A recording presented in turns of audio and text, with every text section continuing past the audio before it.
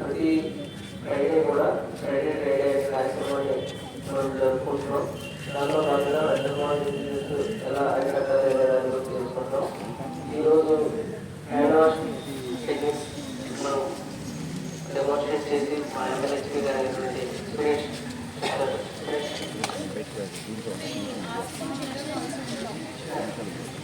Boys ముందు రండమ్మా.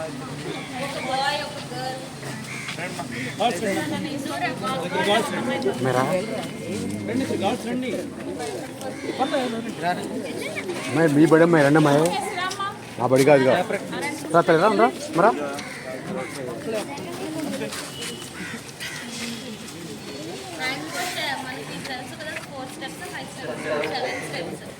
మనం పాటించి మేము ఇప్పుడు డాక్టర్ మనకి కరెక్ట్గా చెప్తారు. అది మనం అదే ఇప్పుడు నేర్చుకుని మన ఇంట్లో వాళ్ళకి కూడా నేర్పించాలి. మమ్మీ వాళ్ళకి నేర్పించాలి. మమ్మీ వాళ్ళ ఇంట్లో డిషెస్ వాష్ చేశాక మామూలుగా లేదు, మనం డిషెస్ వాష్ చేసిన తర్వాత డిటర్జెంట్ అంతా రిమూవ్ అవ్వాలి, డర్ట్ ఆయిల్ అంతా రిమూవ్ అవ్వాలి అంటే 7 స్టెప్స్లో మనం ఖచ్చితంగా దాని వాషింగ్ అనేది నేర్చుకోవాలి. యూ కెన్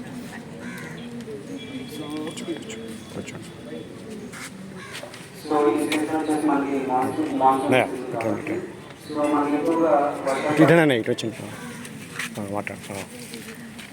సో మనకి ఎక్కువగా వర్షాలు పడతాయి కాబట్టి అండ్ బ్యాక్టీరియా కూడా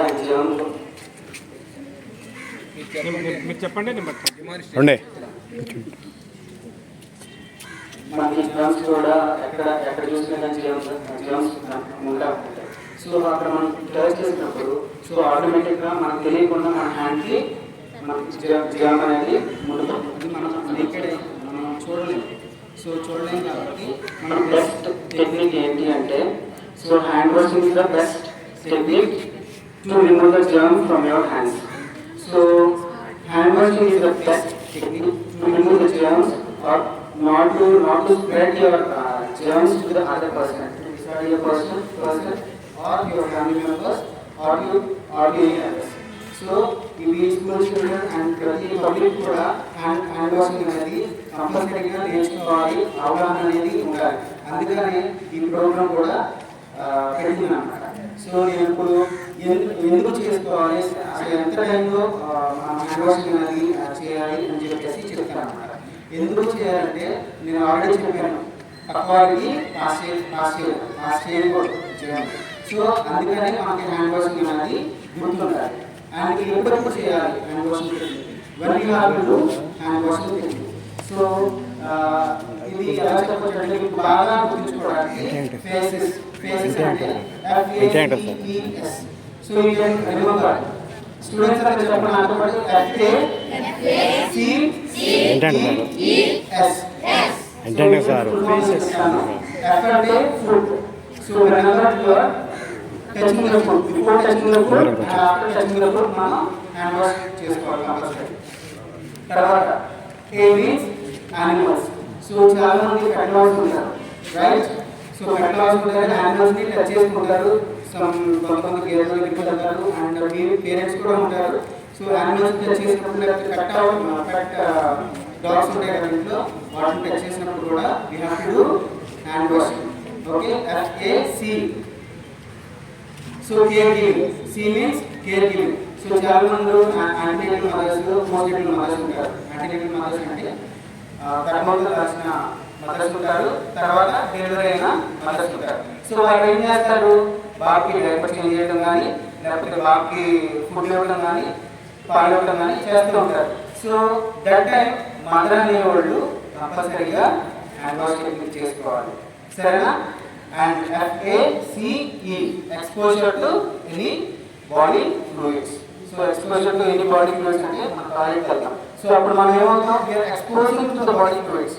సో ఆ టైంలో మనం వెళ్ళక ముందు కట్టుకోవాలి, వెళ్ళి వచ్చిన తర్వాత కూడా కట్టుకోవాలి. ఎందుకంటే మన బాడీ ఫ్లూయిడ్స్లో there are lots of germs present in their body fluids. So that time we have to do hand washing techniques and other special considerations like మనం ఎప్పుడైనా ఇల్లు ఇల్లంతా నిలుపుకున్నప్పుడు కానీ లేకపోతే ఎప్పుడైనా ఏదైనా పని చేసుకుంటాం, ఇంట్లో పని చేస్తారా లేదా? So we will do work.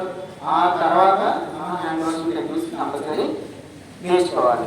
So నేను కూడా హ్యాండ్ వాషింగ్ టెక్నిక్స్ డెమాన్స్ట్రేషన్ చేస్తాను. So students and public also make sure that you are learning this techniques and make sure that your parents also will be educated. Okay, మీ parents కూడా చెప్పండి, సరేనా? And ఈ technique ఎందుకు నేర్చుకుంటున్నాం అంటే ఈ సీజన్లో in order to prevent dengue, malaria, chikungunya, typhoid. Okay, సరేనా?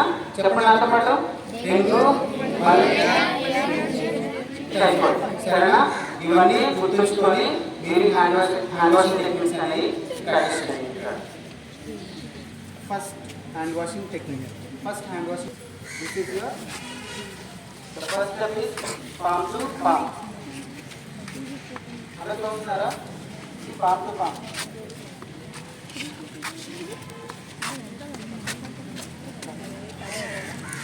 Palm to palm. Second step వచ్చేసి palm to back. Okay? Palm to back is both hand. Palm to back. Second step. And ఇది third step అన్నమాట. ఏంటి third step అంటే interlacing the fingers with the both hand. Fourth step interlocking. So మీ యొక్క వేళ్ళు ఉన్నాయి చూసారా, ఈ వేళ్ళని రెండు హ్యాండ్స్ జతపరచాలి. ఇలా జతపరిచి ఈ విధంగా మనం రబ్ చేయాలి. ఈ విధంగా రబ్ చేసిన తర్వాత ఇదే విధంగా ఫార్వర్డ్ మూమెంట్, బ్యాక్వర్డ్ మూమెంట్. సరేనా? ఇది fourth step. This is called interlocking the fingers. Okay? The fifth step. మనకి తమ్ము ఉంటుంది. సో ఈ ఫోర్ ఫింగర్స్ అయిపోయినాయి, మన తమ్ము మిగిలిపోతుంది కదా. సో ఈ తమ్ముని మన రైట్ సైడ్ హ్యాండ్తో you need to rotate backward and frontward. Okay, backward and frontward with both the Thums.